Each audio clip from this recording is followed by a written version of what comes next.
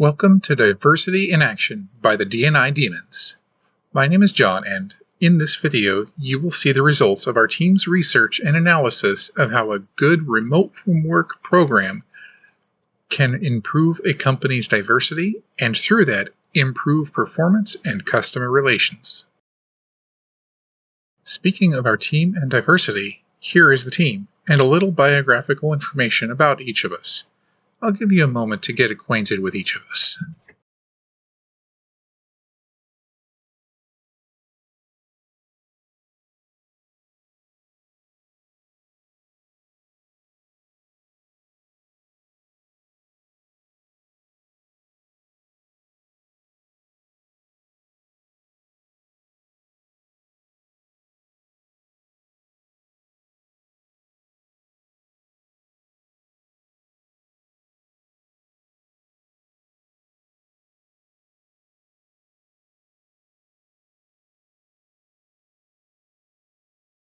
After combining our individual efforts on strategic analysis of the remote work idea, we developed the shown strategic opportunity. Here is our implementation plan shown to start May 2021 with key steps along the way running through May 2023. The first 5 milestones lay the initial groundwork to get our new Diversity and Inclusion, or D&I, program running, which starts with hiring a Chief Diversity Officer and begins the rollout of new remote work positions. This phase of implementation also includes updating our network infrastructure to enable our remote employees smooth access to our data systems.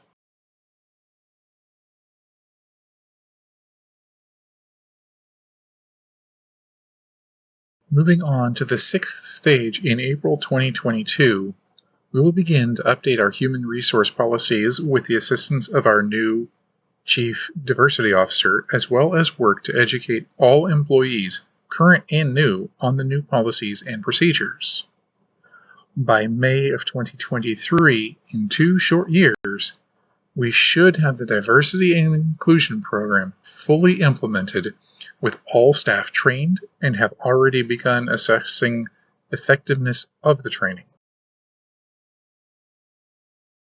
Part of our process included developing a balanced scorecard of strategies, goals, objectives, measures, and targets for 4 key areas of internal processes, customers, financial, and learning and growth.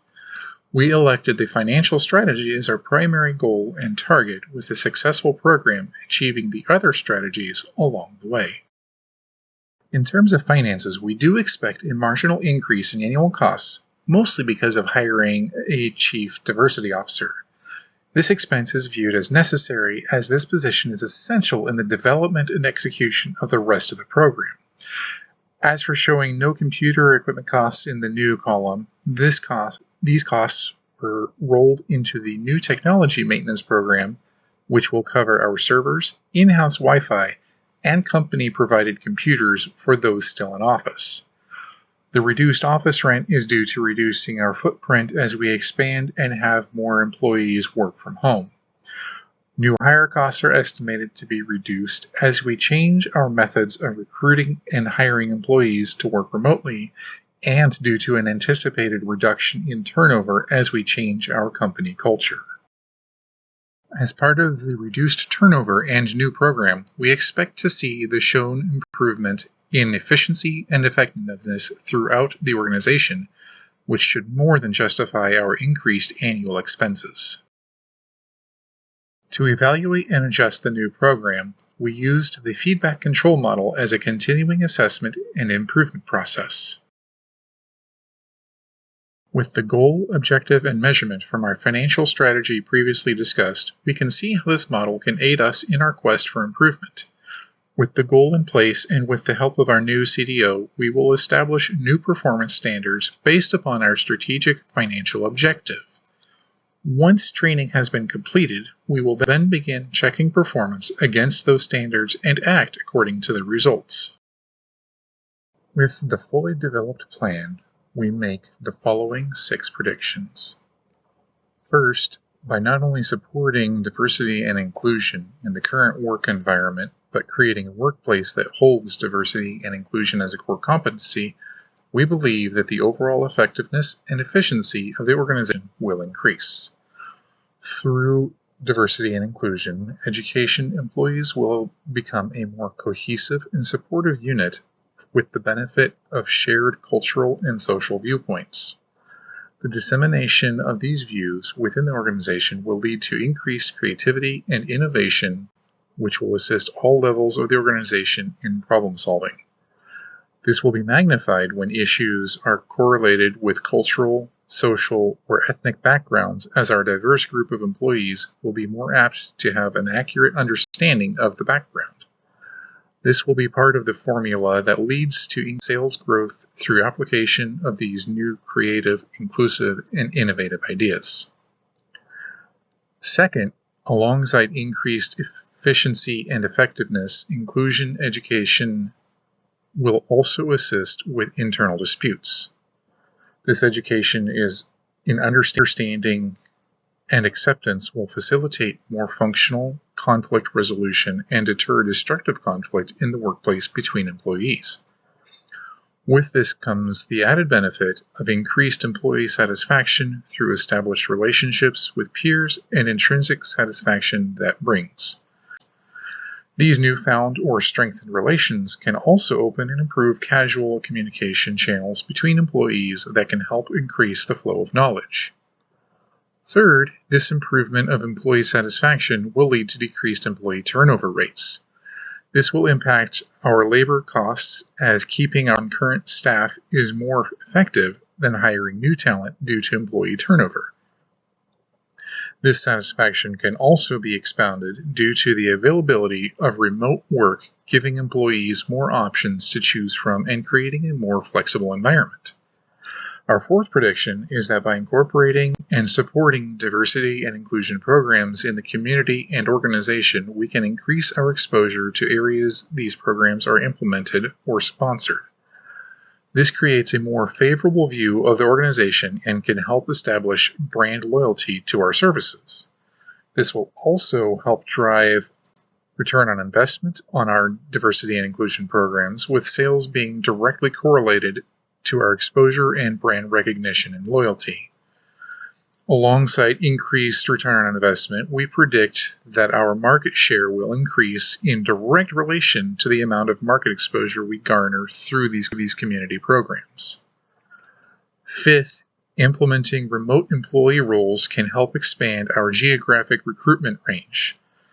This gives us the opportunity to further increase our organizational diversity and potential talent pool. This in turn will increase our creativity, innovation, depth, and breadth of our employees' skills and core competencies. Depending on the outlook of the COVID-19 pandemic, we may also be able to create a flexible and safe environment for our employees that minimizes risk and exposure.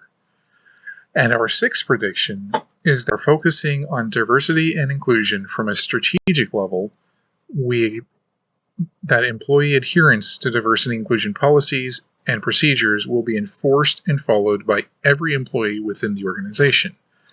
Through this, we will truly establish diversity and inclusion as a core competency for the organization. In conclusion, the following is what we individually and as a group learned through this process.